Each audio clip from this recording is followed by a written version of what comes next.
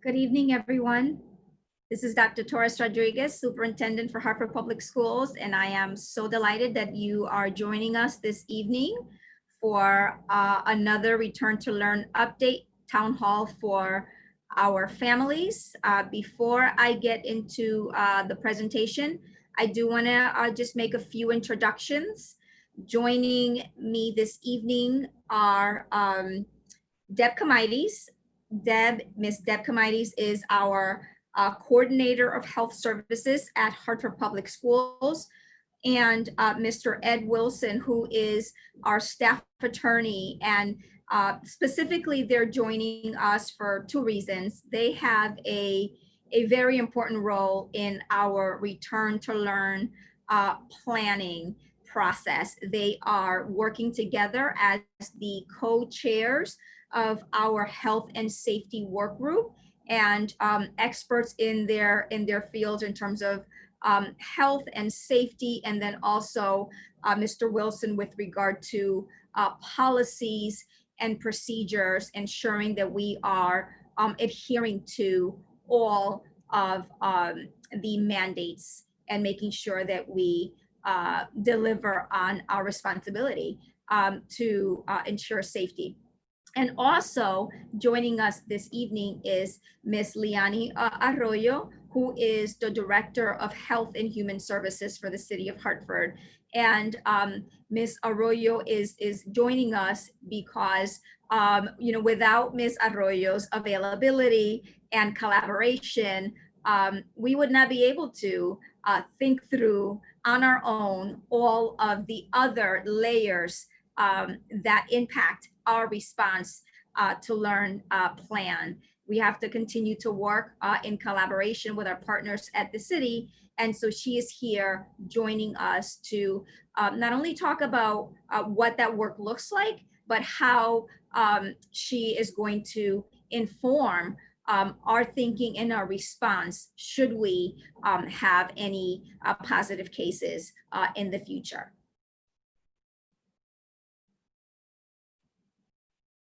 Oh, quick reminder, if you have any questions, you can click on the live stream's title in the upper left-hand corner of the live stream, the live streaming video, or you can certainly do it on the YouTube logo at the bottom right. That will take you to the live video on YouTube, and then you can certainly quickly type your question in the chat area on the right side of the screen. So we're going to dive right in, starting with the Learning Preferences Questionnaire. And I do have to thank those of you that did respond. We had over 13,000 responses. We have about 18,000 students, so we're still missing over 4,000 responses. But the 13,000 responses that we did receive, essentially, this is the summary. 58% of you told us that you would choose the online learning preference, and then 42% chose in-person learning. Of course, those numbers can shift depending on where those other 4,200 responses would be.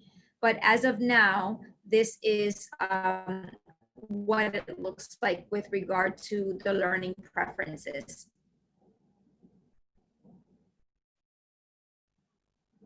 So the key updates for tonight's conversation are a reminder that the first day of school is Tuesday, September 8th. We did delay that. We wanted to allow more time for students and staff to get ready for starting a school year in a very different way. That first day is going to be staggered. For the that first week is going to be staggered. I also want to just spend some time on the updated operational decision meter, and then of course dive a little deeper into the two learning models that we have. We'll start first with the operational decision meter, which is a tool that we're using to help us determine when we would need to make an adjustment in our learning environments. It is a very important tool for us because we are planning, right, for different scenarios. Although we're going to start school in a very specific way, depending on the external health conditions and the metrics related to COVID, things might have to change in terms of how we deliver teaching and learning. And so I'll spend just a quick minute here reviewing where we are today. We are in the yellow because the cases, the cases per 100,000 in our population in the Harford County are between 1 and 10 new cases per 100,000 people. And so what that means is that the external health condition is considered to be moderate and controlled with regard to the COVID-19 level. And if that were to change, if it were to be less than 1 new case per 100,000, we would shift to the green, which would mean that everyone could be in school every day. And if it is the situation that there are 10 to 25 or more cases, or 10 to 25 cases per 100,000 in the Harford County, then that would mean that we would have to shift to orange. And so because we're in the yellow, today I want to spend a little more time talking about what that would look like if we were to stay in the yellow for the remainder of the month and into the beginning of the school year. The learning model by grade level, it would mean that under the yellow, grades pre-K to 9 would be fully in person, with the option for families to opt out into a remote learning model. That means that we are asking families to decide if you want your child to begin pre-K to 9 only, pre-K through 9th grade only, begin in person or remotely. For grades 10 through 12, we are going to start in a hybrid mode. And so that means that we are going to separate the students into 2 groups. Group A will attend 2 days of the week, and Group B will attend on 2 other days of the week. And I have another visual to that it's more specific to that. But this is just a high level explanation as to the connection between the COVID levels and the learning models by grade.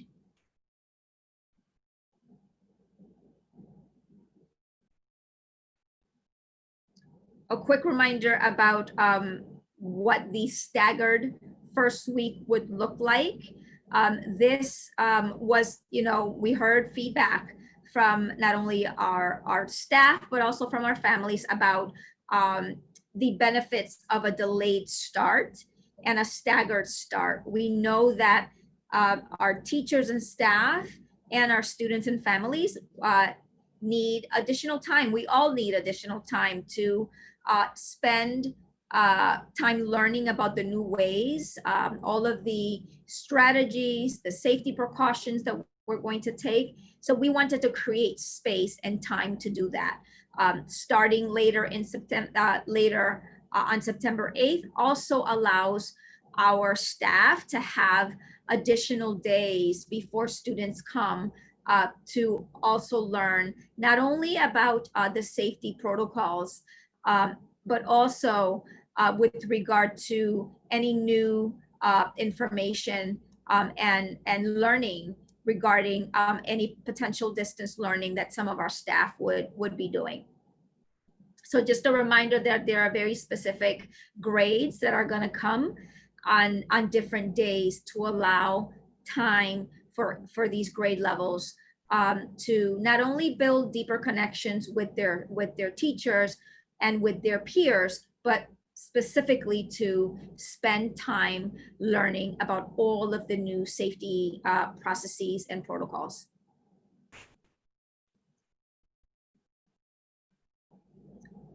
So this is another way of looking at the instructional models. If you joined us at during the last town hall that we had, we were reviewing 3 models.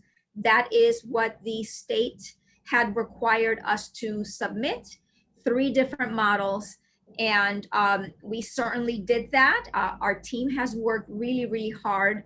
And I do not only want to thank the team at central office, I also want to thank the administrators, the teachers, the union members that are part of those teams. We also have parents that are part of those teams. And we continue to hear from our students. So our students continue to inform our planning. We had 3 models that we had to submit to our state Department of Education. And we now, after looking deeper, and after hearing not only the governor, but the commissioner of education informed that districts could determine which one of the models, we have decided that option A and option B. So two models. One is the in-person instruction as much as possible with transition to hybrid or fully remote, depending on where we are on the operational decision meter. And the other option is online learning as part of a school-based remote model.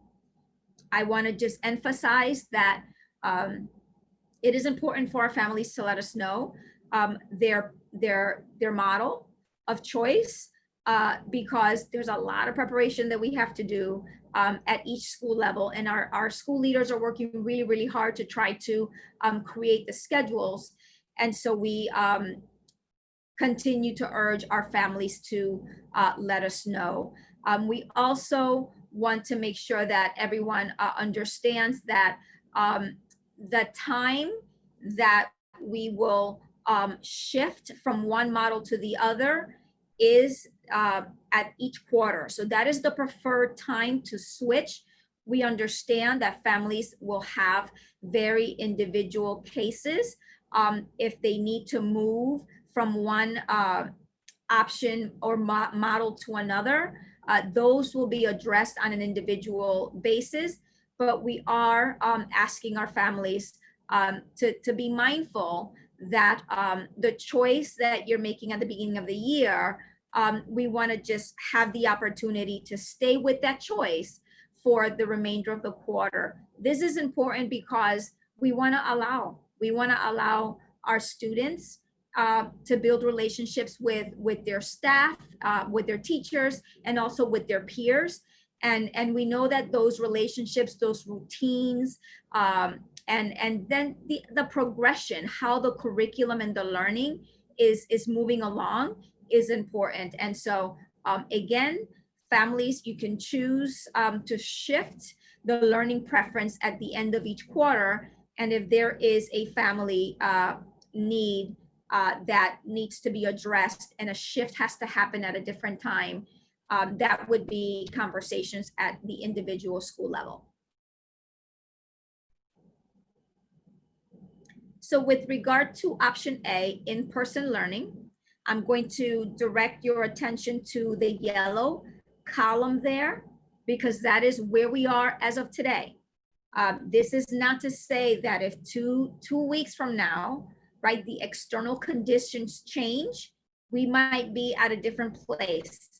But where we are today and where we are planning to start the school year is fully in pre-K-9 grades to be fully in person, and grades 10 through 12 in a hybrid model.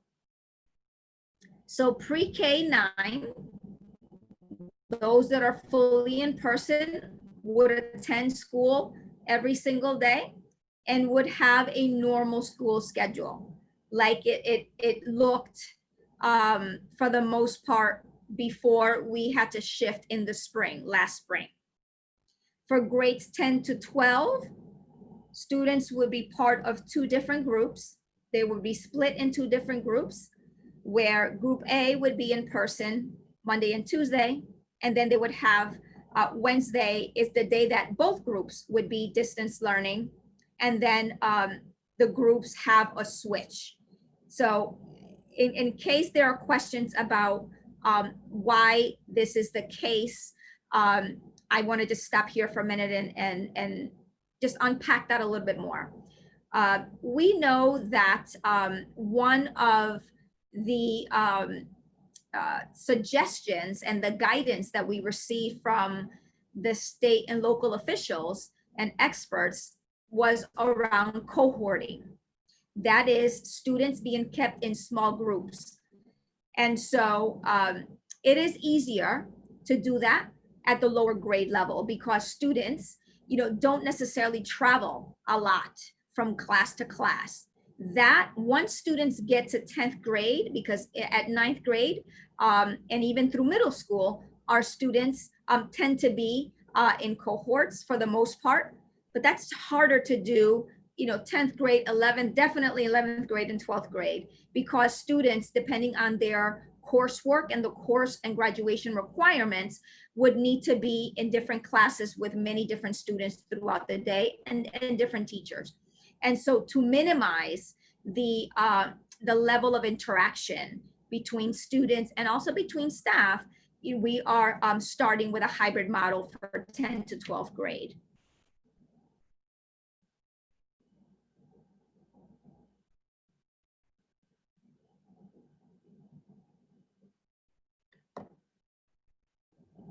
So I also want to review that option A. Option A meaning pre-K through 9th coming to school every day, or 10th through 12th that's coming to school on those 2 days a week, depending on the group.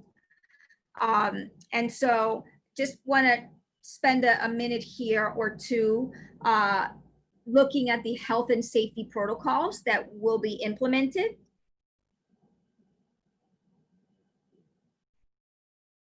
So in terms of minimizing the contact, we know that at pre-K 8 level, we're going to organize students into cohorts or small groups. The fact that we know that 42% already of our families have said that they are going to be in person, that means that less students will be in person. I'm sorry, that we have less students coming to school every single day, because that other over 50% already are saying we'd rather be remote in a remote learning model. And so we know that there will be less students in our classrooms every single day.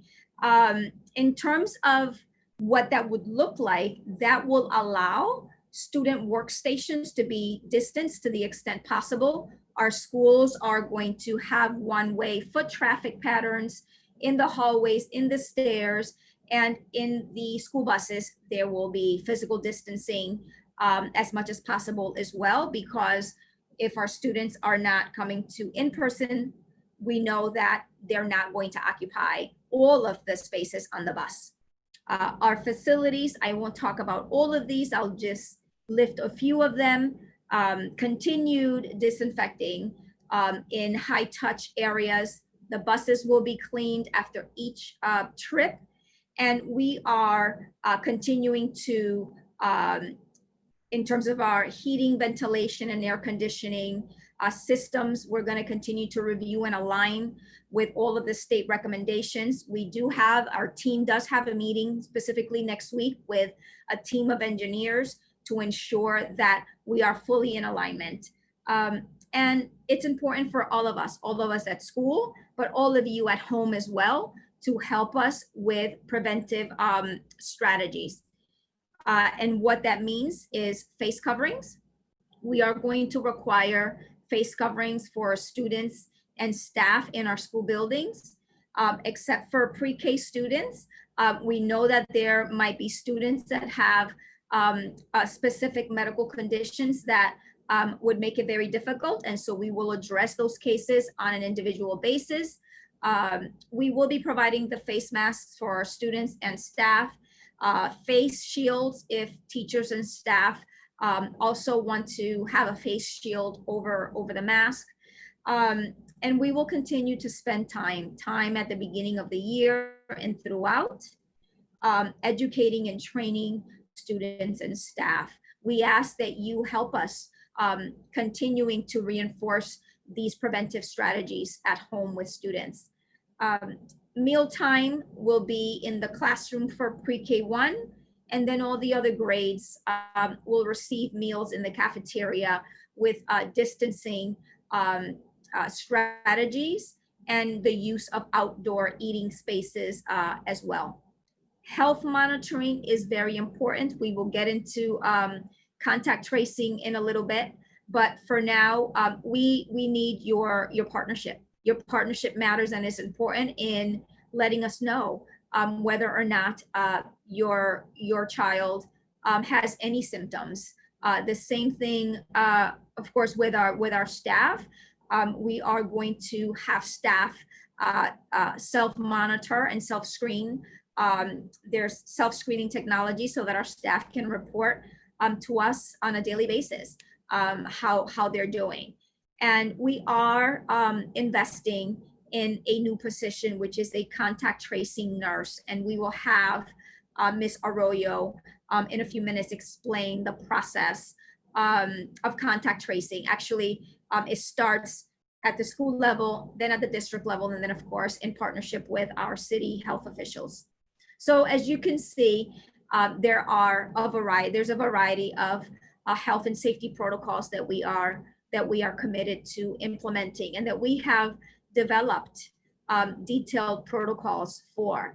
I know that just last night, I spent time deeply and very intentionally reviewing our mask protocol that the Health and Safety Committee developed. And so we continue to make sure that we're doing the best that we can to keep everyone safe.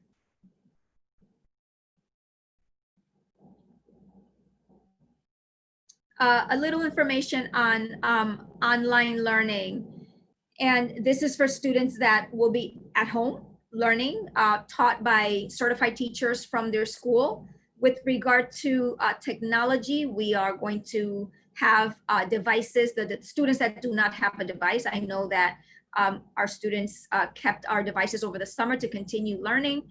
And so students will have the devices. If families do need access to reliable internet, we also have our hotspots available and also support with internet connectivity.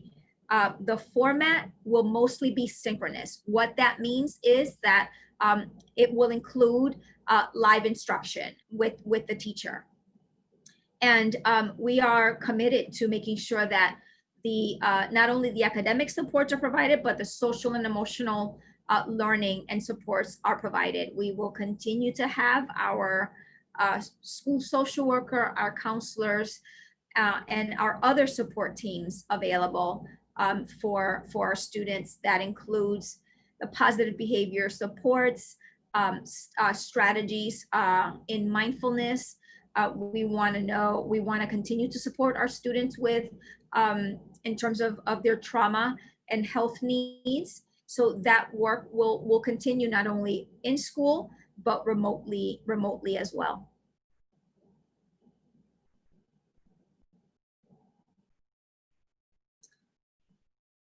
This is a sample of the online day schedules. I know that we've received feedback that families wanted to know more about what the online school day schedules would be.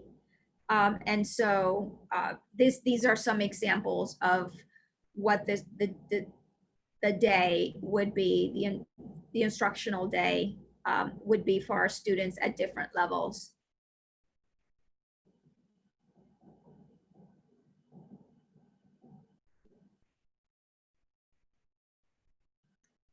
We remain committed to making sure that we provide high quality teaching and learning to all of our students, regardless of the model, especially to students that have high levels of needs and those that were less engaged when we did do the distance learning in the spring. Students with exceptionalities that have individualized education plans, we want to make sure that we continue monitoring the progress and their growth based on standards, and the case management for the families and support from the special education directors will continue as necessary. And with regard to our English learners, we have language acquisition plans for all of our students, because we want to make sure that they continue to have access to the staff and the supports from the experts. And our disengaged students, we tried really hard. Our teachers tried very hard, our administrators, to keep our students engaged throughout the spring. And for some students, we just weren't successful, or as successful as we would have wanted to be. And so we want to continue to do personalized outreach to the students that we knew were less engaged in distance learning, and then to students that are at risk of becoming disengaged. And this is where our community partners are so important to us. We know that we rely on our community partners to help build trust and connection with our students and our families. And then we have to be mindful, and we are committed to our homeless students. We know that in the spring, we had about 600 students that were categorized as homeless. And so we do have dedicated support staff to assist our students in terms of transportation, uniform, any supplies that are necessary, and to make sure that we maintain that communication with families to ensure our students' well-being and progress.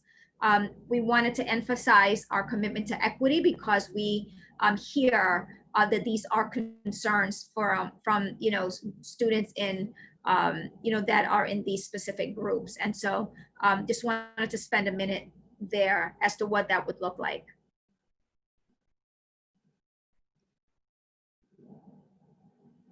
A few call to actions.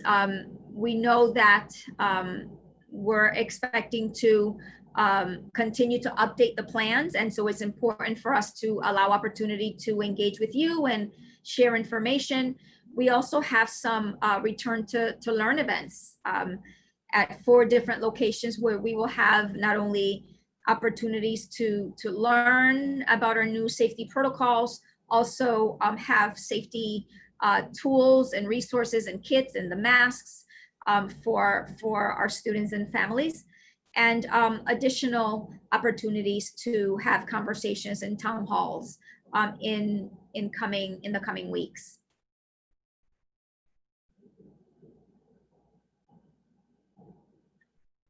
Always a reminder that help us continue to practice at home what the safety measures are to stop the spread.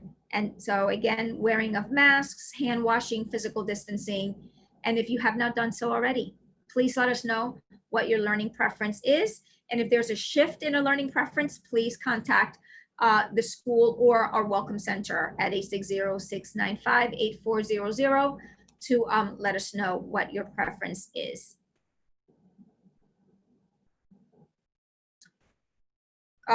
So I'm gonna shift to the questions, but before I do that, I want to call on Ms. Arroyo so that she can help me speak about these very important metrics. At the beginning of the conversation, I spoke about the decision meter and the number of cases, and we were in the yellow, which means that we are between 1 and 10 cases per 100,000 of the population in the Harford County. And so there are what we call primary metrics and secondary metrics that are going to inform not only our shifts in learning models, but also how we respond to our external conditions. So I'm going to ask Ms. Arroyo to explain what these 2 metrics are and why they're so important to us.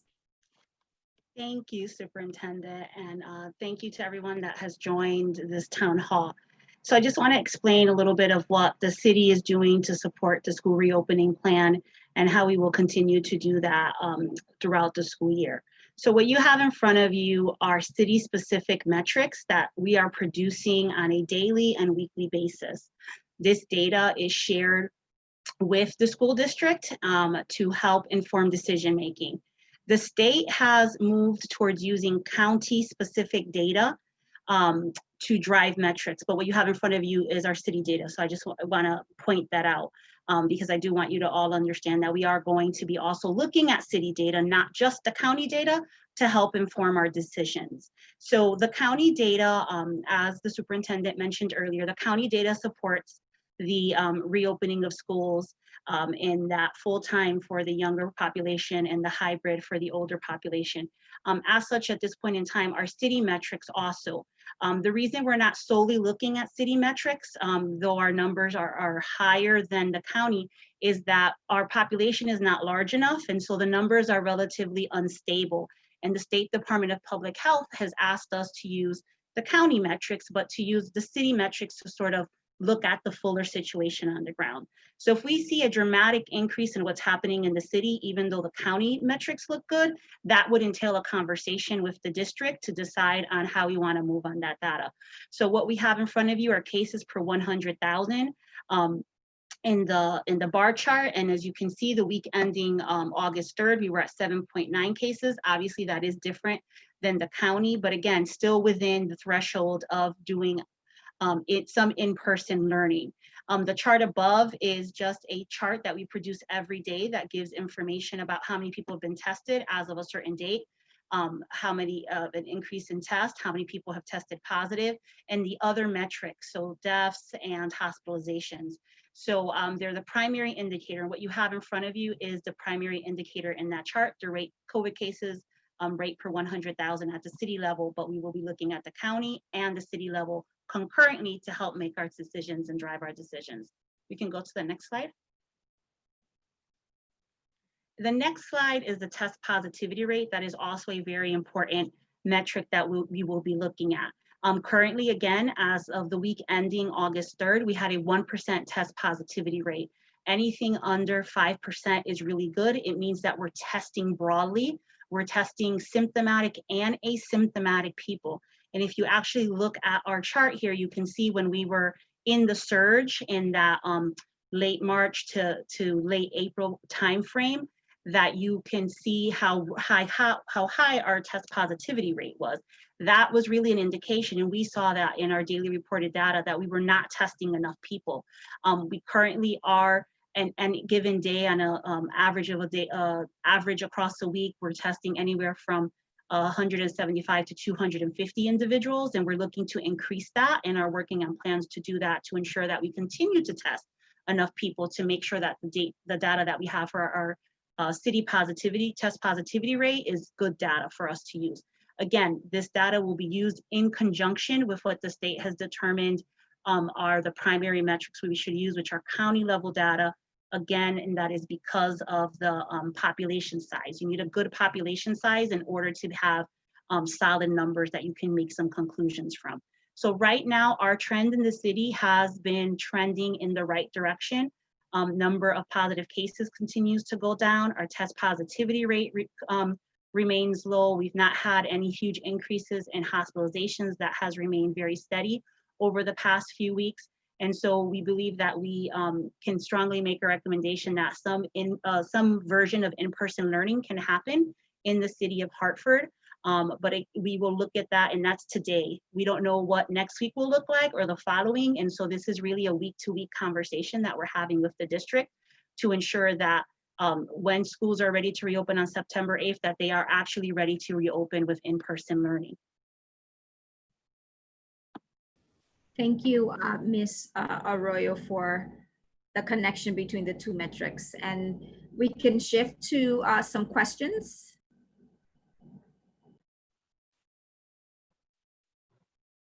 Good evening, Superintendent. Question number one, why is the district returning to in-person learning when other districts are choosing to remain online only? Yes, so the first thing I will say is that our decisions, as we explained when we first talked about what is guiding this work and what is guiding the decisions, making sure that we rely on our science, that we are also guided by our state guidance, that we are also guided by guidance from the health experts, and that we're also guided by what our families are saying to us, what our staff are saying to us in terms of safety precautions that we're taking, and then what we know our community needs are. I cannot speak to any other community. Our focus is with regard to our community here in Hartford. And when we look, for example, at the latest survey that we have, we know that from those 13,000 plus respondents that we got, the 42% are saying in-person learning. While I realize that we still have 4,200 others that have not responded, the fact that we can have in-person learning for some students, it means that we can have an opportunity to implement safety precautions. And the other piece, which Ms. Arroyo just finished describing for us, is with regard to what our local health conditions are here as well. Of course, I acknowledge that the situation is very fluid, and so things can change. The other piece that I'll offer is that our students, many of our students and many of our families, many of which are joining us tonight, have additional level of need. And so I understand that there are neighboring communities that have made different decisions. And so, the needs in those communities don't necessarily align with the needs of this community. And so we have to take all of that into consideration, which is why we are not only looking at science and the data and the numbers, we're also, being driven by the feedback from our families and allowing for options in learning choices for our families and our students. What happens if someone in a school tests positive for COVID-19? Good question. We are in the middle of finalizing all of our protocols, and this is a good opportunity for our health services coordinator, Ms. Kamaitis, and our staff attorney, Mr. Wilson, since they are the leads of our health and safety committee. But I'll kind of frame it, and then they can get into some of the specifics. We do have in all of our schools identified isolation rooms, and there's a protocol that goes along with that. And so if there is a case that is identified, there are multiple levels of involvement, starting at the school level with the district office, and then of course with our director of health and human services at the city. And so I will let Ms. Kamaitis and Mr. Wilson speak to the school level response team and what that looks like. Thank you, Superintendent. As you just mentioned, any positive case of COVID in the district, our first call will be to Ms. Arroyo at the health department. And we speak to her daily, and we'll work with her and certainly follow whatever city, Hartford Health Department and state guidelines were given.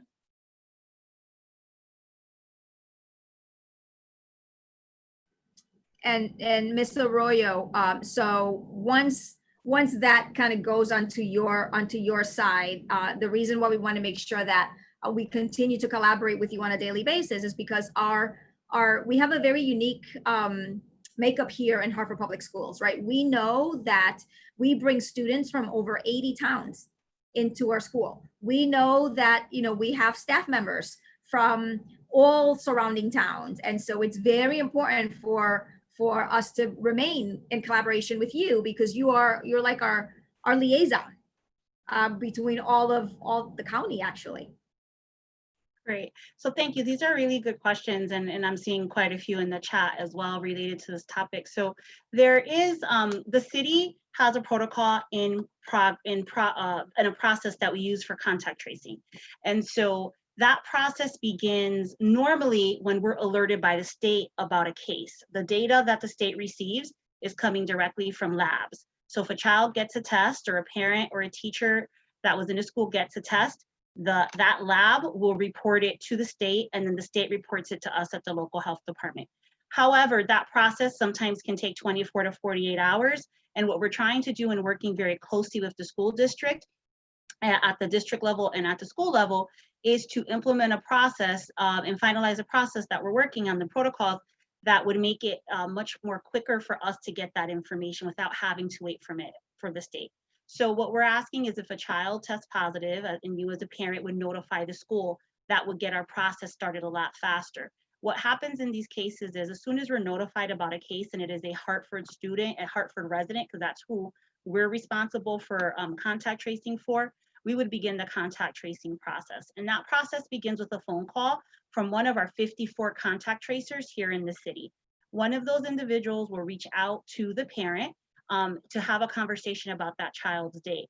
But we also are very much aware, as the school district is aware, that if a child is in school, the parent may not have all of the information. So while we're having this conversation with the parent, the school is having conversations with the teachers and with other staff in the school that may have been in that classroom to understand where that child was during the day and provide us with even better information that we can use as part of our contact tracing process.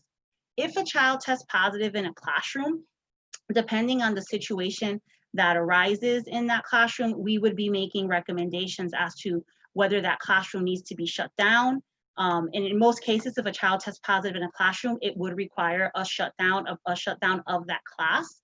How long that would be will be dependent on a number of factors, but it would entail that. If there are multiple students testing positive in a school, then there would be a series of other conversations as to what that would mean for the school. For children that are Hartford residents that may be attending magnet schools outside of the district, I think that's important to know that we work very closely with our colleagues in the different health districts. They follow very much a similar model as it relates to contact tracing. They're all working directly with their school superintendents and school districts to determine what's the best way forward to do what we're doing here in the city of Hartford. But if your child if your child from Hartford is bused to another school and someone in your child's classroom tests positive, please rest assured that you will receive a phone call to tell you that your child has been in contact with someone who tested positive and provide you a series of recommendations to follow. That process has remained the same from the beginning of the pandemic. It's gotten much faster with the addition of the state electronic system that we're using, but that is the process that we have.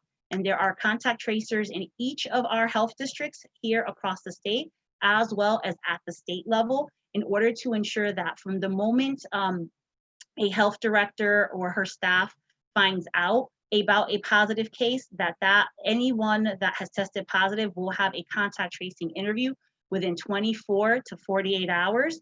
And most of my colleagues are on the 24-hour side, and even less than that oftentimes, including the weekends. And then any children that were in contact with that child will also receive a notification as well. So that's the work that we're doing right now to finalize what that process would look like. But it really, parents and caregivers are a critically important part of this process, because you will find out before I find out here at the health department if your child tested positive. And so you are the first link in that contact tracing chain to notify the school so that the school can start their process, notify me, and we can start our process. And Superintendent, if I could add to that, just to express to the community that, Hartford Public School staff, we have been doing work closely with the Hartford Health Department since March, since the beginning of closure. We have had constant communication. We have had conversations about how we can make sure we're maintaining the alignment and the coordination of message into how we're handling these situations when they arise. We'll have daily calls every day with the Hartford Health Department to make sure we're checking in. We're doing an analysis of what happened in our buildings at any particular day and making sure that we're giving the proper responses to situations that present themselves with our families and our students. Thank you. What is the mask policy for students and staff? So it is being finalized, and we're hoping to actually communicate that to our entire community very soon. It is a protocol. It is a very explicit protocol. I know that Mr. Wilson and Ms. Comides can speak to it, but I want to make sure that before we get into the protocol, we talk about a reminder that it is the expectation and the requirement for students to wear masks, and students that have specific needs, there will be modifications for students. And I often hear the conversation about, well, what's the role of discipline in students that are not wearing masks? I want to clarify that we are not going to lead with this mindset of disciplining. We feel very strongly that we want to continue to educate our community, our students, about the importance of wearing the mask. And so we want to lead with that, but also knowing that we take it very seriously, right? The fact that it is one of, when we looked at that chart in terms of our strategies, it's important to us that we're all working together to make sure that students are reminded. If they don't have a mask, we will provide them with a mask. If they forget a mask, we will have a mask. There will be mask breaks. Right now, there is going to be at least a 5-minute break every hour.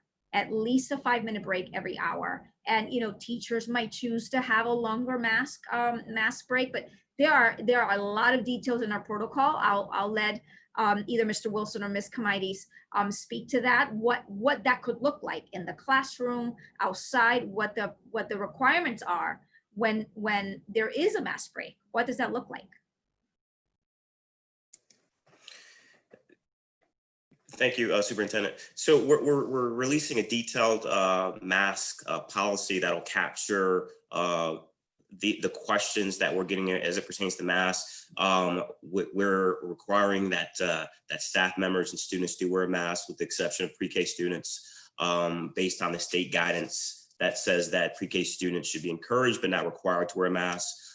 We're incorporating mask breaks in situations where the students could be properly socially distanced. We'll have a video that was prepared by our nurses as it pertains to how to put on and take off a mask, the importance of making sure that you're properly hand sanitizing when you remove a mask and put it on, how to properly socially distance when we're taking the mask break. So all those things will be captured in the context of the protocol. We're also providing face shields in addition to the face masks for our staff that are required to wear that based on the work they do, and staff members that might feel more comfortable wearing a face mask.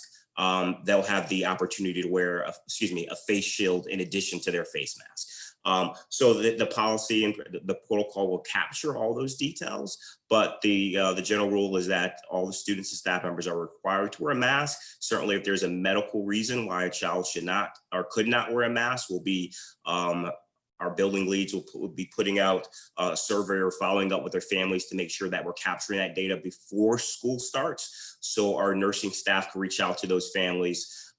So we're properly preparing and making a proper accommodation for a child who cannot wear a mask.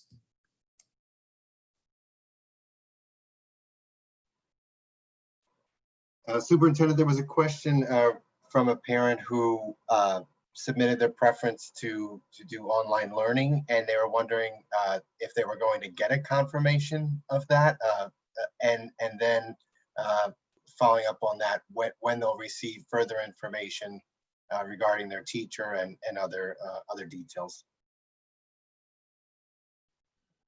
Yes, so these past 2 days and including tomorrow, our school leaders have been working diligently to develop their schedules and use all of the information that we've received from our families so that students could be aligned in the best way possible.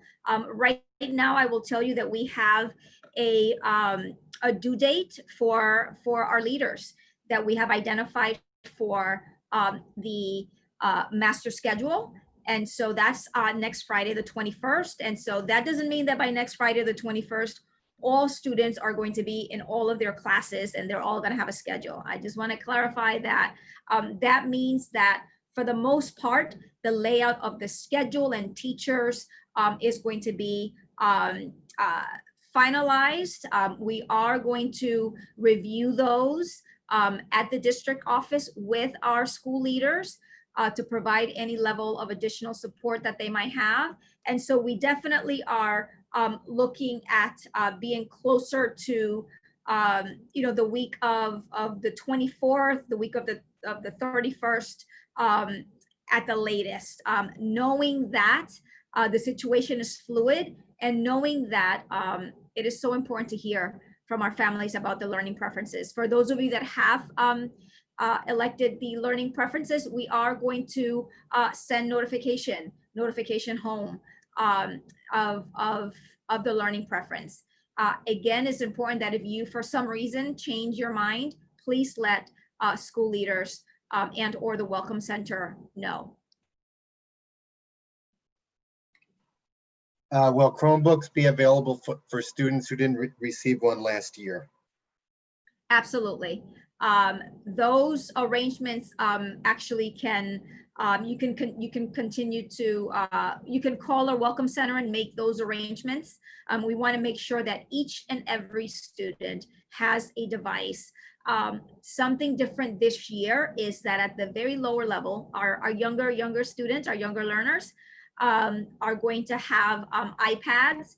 And so we do have someone, Mr. David Draxel, who is responsible for that entire work to ensure that our students have devices. And so the answer is yes, if you did not get one last year, definitely. And if you did happen to get a device last year and for some reason it is not working, there's a replacement that is necessary, please also connect with the Welcome Center. That number is 860-695-8400. Welcome Center or your school, and we will make it happen. Is there anything else you can say about what online learning will look like this coming year? Yes, and so let me make some assumptions about that question, perhaps. So if it is a question with regard to platforms, so Google Classroom will continue to be the platform. At the lower levels, for our younger learners, there's a platform that's called Seesaw.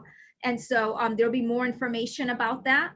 And, there was a lot of learning that we had last spring. I will tell you that I am beyond proud of the work that our teachers did, our administrators, in just really trying to learn as much as possible about a blended instruction, right? What it would mean to use not only the Google Classroom, but all the other tools that are available. And so you saw one of the, actually you saw 3 models of the schedules.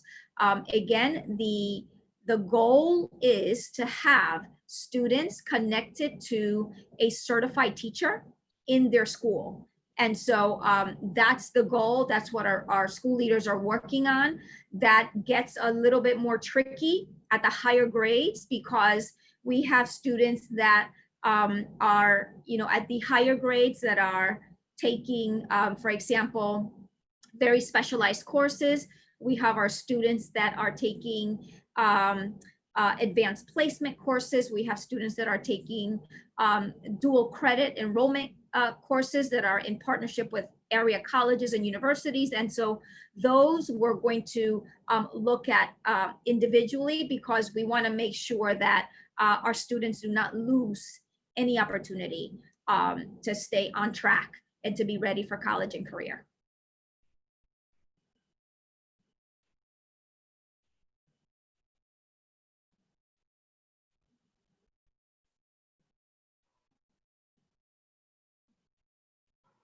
I don't know. Is there another question? Because I want to just talk about, I know that these are very broad responses and they might look a little different, for example, at each school. And so schools, it is a conversation that we are having, that we're going to be having with principals, so that they also can have school-specific information sessions, knowing that, we have schools that have specific themes and areas of focus. And I know that there are questions that are very specific to that. So it's important for all of our schools and our school level teams to make themselves available to our families as well. And so we will be working on those.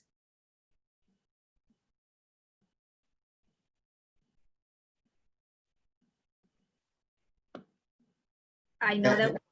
If you were about 10 minutes over, so if you want to close this out.